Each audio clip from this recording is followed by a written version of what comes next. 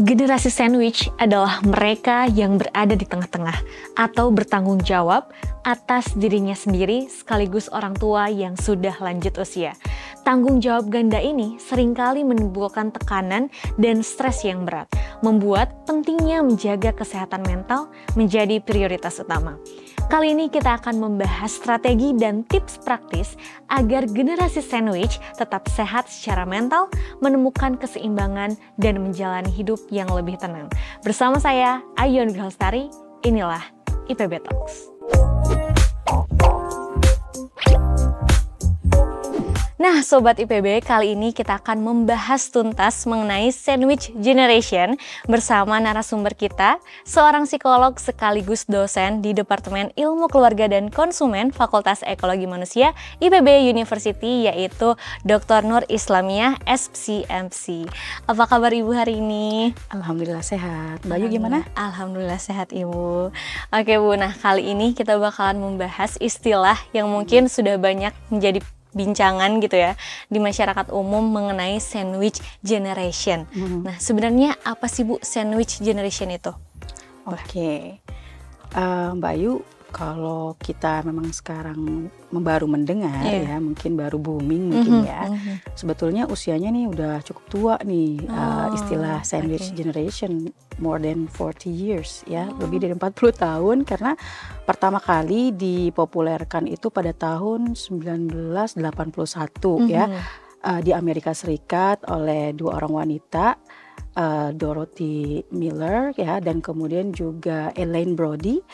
Mereka menulis sebuah artikel yang diterbitkan di jurnal yang berjudul The Sandwich Generation. Nah, apa sih generasi sandwich itu? Jadi generasi sandwich itu seperti ada seorang gitu ya di tengah-tengah, kemudian seperti sandwich kan ada atas dan ada bawah ya, gitu ya. Jadi semacam terjepit gitu di tengah. Maksudnya terjepit itu apa? Dia ini memiliki peran utama ya, kedua-duanya utama, yaitu mengurus dan merawat orang tuanya yang sudah sepuh ya, sudah lanjut usia, kemudian mengurus anak-anak mereka sendiri.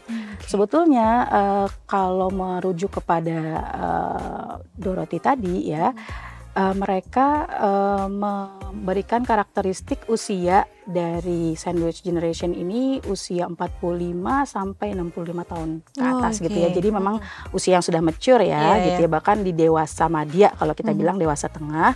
Namun sekarang memang sudah mengalami perluasan ya. Jadi orang-orang yang memiliki tanggungan, baik itu bukan hanya orang tuanya ya, tapi juga misalnya masih muda tapi menanggung adiknya ya, kemudian kakaknya, saudaranya gitu ya, atau menanggung punya peran yang banyak, disebut dengan sandwich generation. Oke, ternyata luas ya Bu ya definisi dari sandwich generation ini. Sekarang meluas ya. Nah, mungkin seberapa banyak sih Bu fenomena atau kejadian sandwich generation di era sekarang ini?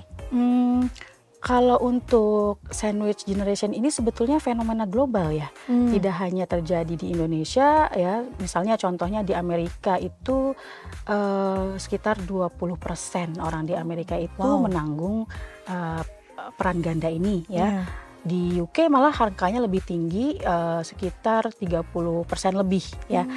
Namun di Indonesia berdasarkan penelitian tahun 2022, masih baru dong ya penelitiannya, ini Indonesia memang lebih tinggi lagi. Jadi di penelitian ini mengatakan bahwa 7 dari 10 orang Indonesia itu menjadi generasi sandwich ya. Artinya kan 70% lebih seperti itu. Wow. Nah, lumayan banyak ternyata ya. Jangan ya, saya juga ada juga. Bisa jadi ya Bu. Nah, apa sih Bu penyebab adanya si sandwich generation ini? Kenapa bisa terjadi gitu? Mungkin secara logik ya kita bisa berpikir alasan yang pertama ya, utamanya adalah karena life expectancy atau angka harapan hidup kan sekarang lebih tinggi ya. Betul. Artinya misalkan saya ya, di usia saya sekarang, saya punya anak, Tapi alhamdulillahnya masih punya orang tua juga ya yang usianya sudah 60 tahun atau bahkan 70 tahun ke atas, artinya kan angka harapan hidup tinggi. Kedua, sayangnya angka harapan tinggi ini tidak dibarengi oleh kesehatan yang optimal gitu ya. Jadi orang tua ini lansia, namanya lansia sudah sepuh ya, sebagian besar dari mereka memiliki keterbatasan fisik dan mungkin sakit ya, mengalami sakit sehingga harus dirawat oleh orang lain ya, terutama oleh anaknya ya. Kemudian yang ketiga terkait dengan kurangnya perencanaan keuangan ketika masih muda, ya kan? Ya, Bu. Makanya ketika sudah tua bisa jadi tidak memiliki cukup persiapan tabungan misalnya ya, untuk menopang setidaknya diri mereka sendiri ya. Yang terakhir terkait dengan ini culture ya, culture budaya ya, nilai-nilai universal itu kan memang cenderung kepada menyebutkan ya bahwa sudah selayaknya dong, sudah sewajarnya ketika orang tua kita sudah sepuh ya, kita merawat ya orang-orang yang anaknya ya, merawat orang tuanya. Jadi kira-kira 4 hal tersebutlah yang menjadikan adanya sandwich generation. Dan mungkin itu banyak terjadi di Indonesia ya Bu ya. Betul, terkait dengan culture ini ya. Oke, nah tantangan apa sih Bu yang biasanya dihadapin gitu ya sama si sandwich generation ini, terkait dengan tadi alasannya, juga mungkin ada tantangan-tantangan lain yang biasanya dihadapi sama sandwich generation gitu. Pertama, kalau kita punya peran ganda, otomatis kan bebannya bertambah, ya kan? Beban berat itu juga kan akhirnya menuntut kita tuh untuk bisa melakukan banyak hal dalam satu waktu gitu ya. Jadi mungkin bisa jadi hal-hal tersebut ini membuat kita tuh ngerasa berat gitu ya. Bebannya terlalu besar. Bebannya terlalu besar. Mungkin sekarang masih struggle ya, tapi juga harus mengurus banyak hal. Kemudian tantangan yang selanjutnya juga terkait dengan how to balance, benar nggak ya? Dan gak jarang juga terkait orang-orang dengan generasi sandwich ini sering mengalami dilema gitu ya. Dilema apa tuh? Misalnya contoh ya, orang tua dan anak sama-sama sakit. Kan dia cuma satu, gimana harus membagi perhatian, kemudian juga bagaimana membagi waktu ya antara anak dan orang tua, itu kadang membuat dia tuh ngerasa aduh gimana dong gitu ya, merasa bingung. Nah itu mungkin tantangan-tantangan yang dihadapi ya dengan orang-orang yang memiliki peran ganda tersebut. Oke, berarti memang tantangannya cukup berat juga ya Bu. Betul. Nah tadi kan sudah dibahas juga ya, kan mereka tuh harus berperan ganda dan harus balance juga sebenarnya gitu. Nah yang terpenting ini tuh bagaimana dengan kesehatan mentalnya gitu Bu. Apakah akan terganggu dengan peran ganda tersebut, bagaimana dia harus bekerja tapi juga harus mengurus keluarga gitu kan ya, membiayai adik misalnya, atau misalnya ya tadi orang tua gitu. Nah itu apakah mengganggu kesehatan mentalnya Bu? Ini tergantung ya jawabannya. Maksudnya kalau bisa di-manage dengan baik, source-nya ada, support system-nya juga mungkin mumpuni, ya ini mungkin tidak menjadi problem ya. Tapi yang jadi masalah adalah ketika ya tadi mungkin ada hal-hal di sekitar orang tersebut ya, yang akhirnya itu mengganggu dia ya, mengganggu kesehatan mentalnya. Sebagai contoh misalnya karena saking sibuknya gitu ya dengan peran ganda ya, jadi buru-buru gitu kan, kalau misalkan di kantor nggak sempet kita misalnya bersosialisasi gitu ya, jadi ngerasa terisolir bisa jadi gitu ya kan, karena aduh di rumah ada yang perlu diurus gitu ya misalnya gitu, atau misalnya tidak punya waktu bahkan untuk diri sendiri, me time yang nggak ada gitu ya. Jadi ngerasa burn out ya, ngerasa stres ya, yang terkait dengan kecemasan atau ya tadi tekanan pressure itu yang bisa membuat orang tersebut menjadi akhirnya ngerasa down gitu ya. Oke. Mungkin kan kita berharapnya ini nggak jadi problem ya Bu ya, karena nanti kan tergantung sebenarnya untuk pengaruh kesehatan mentalnya gitu. Tapi tadi yang udah dijelasin sama Ibu terkait dia burnout segala macam, itu bisa jadi tanda-tanda awal kalau misalnya si orang ini mulai terganggu nggak Bu kesehatan mentalnya gitu? Ya, jadi ada beberapa hal sepertinya yang perlu kita perhatikan. Kapan sih orang tuh kelihatannya udah mulai kelihatan gitu ya, gonjang-ganjing atau udah mulai terganggu nih kesehatan mentalnya. Yang pertama dia tuh merasa stres ya, merasa penuh dengan tekanan. Dan tadi ada kayak semacam negatif thinking, aku kayaknya nggak mampu nih ya. Kemudian juga ada perasaan khawatir dan cemas berlebihan terkait masa depan. Kayaknya aku nggak bisa deh, kayaknya aku nggak mungkin deh nih, bisa nggak nih bayar cicilan kayak gitu ya. Kira-kira nanti kalau anakku mau sekolah atau orang tuaku sakit, kayaknya aku nggak mampu kayak gitu ya. Terus yang selanjutnya ngerasa lelah secara fisik ya maupun mental, tapi itu secara persisten, terus menerus gitu, terus menerus kayak, dan dalam jangka waktu yang panjang. Jadi kayak ngerasa nggak pernah membaik gitu ya. Itu udah merupakan tanda-tanda. Selanjutnya juga yang ada kaitannya tadi yang pernah saya sudah bilang sebelumnya, merasa terisolir, merasa sendiri, tidak punya waktu untuk diri sendiri. Bahkan ya yang sudah dalam tahap yang lanjut, dia sudah kehilangan minat terhadap segala sesuatu, termasuk hal-hal yang membuat dia dulunya itu merasa excited ya, hobi-hobinya itu udah nggak menarik lagi buat dia, kayak ya udah nggak semangat lagi dah dalam kehidupan kayak gitu. Berarti ternyata pengaruhnya juga lumayan besar ya Bu? Ya, betul. Oke. Nah tadi yang sudah dijelaskan juga ya, ternyata kan banyak banget ya beban dari si sandwich generation ini. Bagaimana sih Bu si sandwich generation ini tuh biar dia bisa mempersiapkan diri untuk menghadapi tantangan yang akan datang di masa depan gitu, agar si mental health-nya ini tetap terjaga gitu. Boleh Bu? Nah kalau terkait dengan hal ini ya, pertama yang harus saya highlight ya, itu terkait dengan mindset. Nah, mindset penting ya.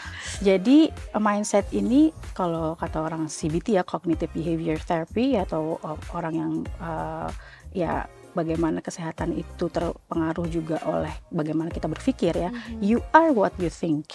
Ya, apa yang kamu pikirkan. Kalau kamu menganggap peran ganda ini sebagai beban ya, susah, berat, so akan seperti itu terjadinya gitu ya. Tapi bagaimana kalau kita switch ya? Misalnya contoh nih ya, apa sih yang paling indah selain kita bisa melihat anak-anak kita mature ya, kemudian berkembang, bertumbuh, tapi masih bisa melihat orang tua kita yang sehat misalnya gitu, atau setidaknya ada orang tua kita di sekeliling kita. Apa yang lebih indah daripada itu ya kan? Ya banyak orang lain yang mungkin pengen banget gitu ya bisa berbakti kepada orang tuanya gitu ya, udah punya segala macam, tapi akhirnya hanya bisa mendoakan karena sudah dipanggil oleh Yang Maha Kuasa gitu. Jadi mindset itu perlu dirubah. Bagaimana kalau misalkan dalam agama saya, agama kamu juga ya, kita kan sama-sama Muslim ya, ada konsep birrul walidain ya, artinya berbakti kepada orang tua itu merupakan sedekah yang terbaik ketika kita berbuat baik kepada orang tua kita, seperti itu. Jadi jangan anggap beban ya, tapi justru kita rubah ini adalah kesempatan emas buat kita ya, untuk bisa melakukan yang terbaik ya, termasuk kepada orang tua kita. Itu yang pertama, mindset dulu. Wow, ini justru yang terpenting ya Bu. Ya, karena kalau udah mindsetnya udah berubah, karena berapa banyak ya mungkin orang-orang juga yang ingin ada di posisi kita sekarang ya, mengurus orang tua sekaligus mengurus anak-anak kita juga. Kemudian selanjutnya yang kedua, nah ini yang penting juga adalah perencanaan. Karena udah tahu nih tugas kita banyak, beban kita besar ya, belum lagi berbagi waktu, finansial dan lain sebagainya. Plan ahead ya kan? Kita harus rencanain dong, misalkan rencana kapan misalnya harus bawa orang tua kita ke rumah sakit ya, kemudian kapan kita bisa berlibur sama anak, kapan misalkan harus menyiapkan finansial untuk orang tua juga dan untuk anak. Nah, perencanaan ini termasuk juga bagaimana kita mendelegasikan tugas kita. Kan kita bukan kayak superhero gitu ya, yang bisa melakukan segala sesuatu tuh sendiri gitu ya, mau nggak mungkin bisa kita lakukan semua sendiri. Kita harus berbagi tugas. Bisa jadi perencanaan ini sebetulnya kita lakukan bukan hanya kepada orang yang terdekat, tapi misalkan kepada adik kita. Kalau kita masih punya adik ya, kakak gitu misalnya ya, kita juga harus realistis loh ya. Kita misalnya, saya punya waktu misalkan hanya ya misalnya kita punya, kayak saya ya misalnya ada 7 bersaudara gitu, kan bisa dibagi ya kan, ada 7 hari gitu misalnya, atau kan misalkan secara finansial bagaimana cara pembagiannya gitu ya, bagaimana merencanakan waktunya, seperti itu. Nah itu yang kedua terkait dengan perencanaan. Yang ketiga, ini paling penting juga ya, kok pentingnya banyak ya. Semuanya penting ya Bu. Yang ketiga itu terkait dengan komunikasi terbuka. Ya, jangan ada yang diumpet-umpetin atau misalkan nggak jujur ya. Misalnya apa terkait dengan segala sesuatu. Misalnya kita bisa bilang ke orang tua, mohon maaf Pak, Mama, misalkan pekan ini aku lagi sibuk banget. Aku pengen sih, misalkan saya pengen banget nih untuk bisa menemani Bapak gitu atau Ibu. Tapi untuk pekan ini skip dulu ya gitu misalkan ya. Saya harus benar-benar fokus ke pekerjaan saya. Nanti setelah itu kita akan rencanakan kegiatan kita bareng lagi misalkan gitu. Ketimbang kita janji-janji. Iya, kan? tapi janji palsu ya. Janji palsu gitu kan. Iya Pak, iya bisa. Tapi nggak datang kan gimana kecewanya orang tua gitu ya. Kemudian sama ke anak juga harus kayak gitu kan gitu ya. Kok misalkan papa kakek nenek terus kapan aku gitu. Nah, itu kan kita butuh adanya balancing ya dengan komunikasi terbuka kepada pasangan juga.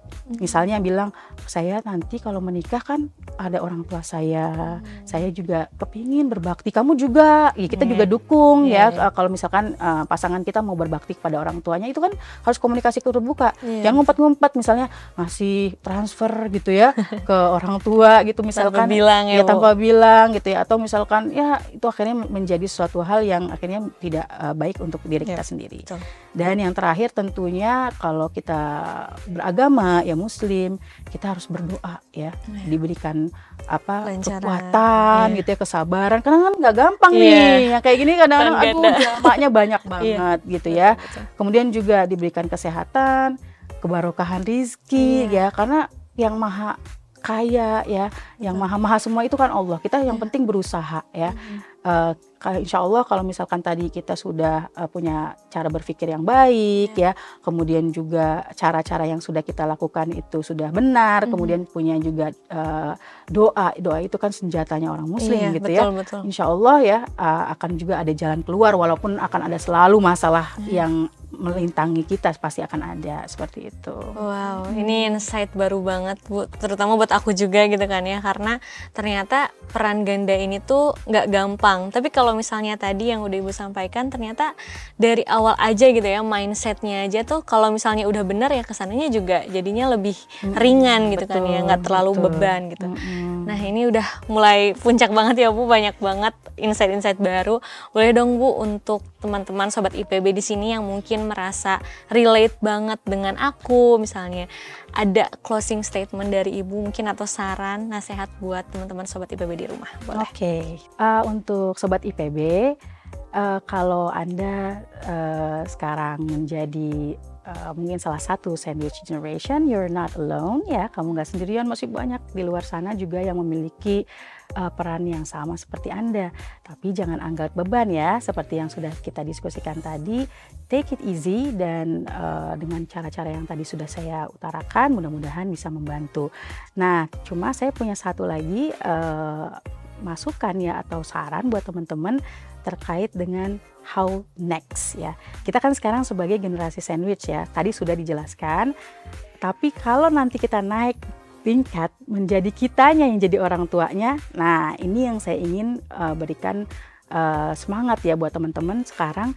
Dari muda sekarang jagalah kesehatan ya, supaya nanti ketika kita sudah tua kita masih bisa lincah gitu ya, dinamis. Kemudian juga jangan lupa untuk melakukan pembelajaran ya, jadi belajar terus ya, semangat. Yang terakhir terkait dengan perencanaan finansial ya, jangan ketika nanti kita tua nggak punya tabungan gitu ya. Artinya ketika kita tua, kita inginnya paling tidak buat diri kita sendiri kita udah cukup gitu ya, sehingga kita tidak terlalu membebani ya generasi di bawah kita itu. Kemudian juga kita bisa menjadi lansia yang berdaya, mandiri ya. Kemudian juga syukur-syukur kita bisa bermanfaat untuk orang-orang yang ada di sekitar kita.